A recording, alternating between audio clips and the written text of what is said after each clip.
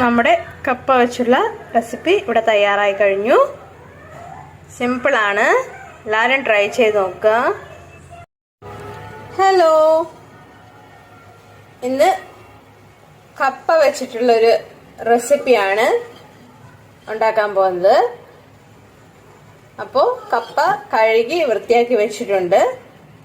ഈ കപ്പയിലേക്ക് അടുപ്പത്ത് വെച്ച് തിളപ്പിക്കുക. തിള വരുമ്പോൾ മഞ്ഞൾപ്പൊടിയും ഉപ്പും ചേർത്ത് വേവിക്കുക. അപ്പോൾ വേവിക്കാം.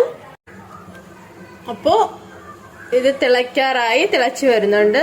ഉപ്പ് ഇട്ട് കൊടുക്കാം, പിന്നെ മഞ്ഞൾപ്പൊടി ഇട്ട് കൊടുക്കാം. നല്ലപോലെ വേവിക്കുക. നമ്മുടെ കപ്പ വെച്ചുള്ള റെസിപ്പി ഇവിടെ തയ്യാറായി കഴിഞ്ഞു. സിമ്പിളാണ്, എല്ലാവരും ട്രൈ ചെയ്ത് നോക്കുക. Thank you for watching.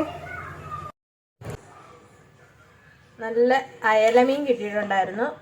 Fresh അയലമീനാണ്. അപ്പോൾ അയലമീൻ ഇവിടെ വെച്ചു. കുറച്ചും കൂടെ കറി എടുക്കട്ടെ കേട്ടോ, എനിക്ക് ഇച്ചിരി കൂടെ കറി വേണം. മീൻകറി അയലമീനും നമ്മുടെ കപ്പയും കൂടെ നല്ല ടേസ്റ്റാണ്.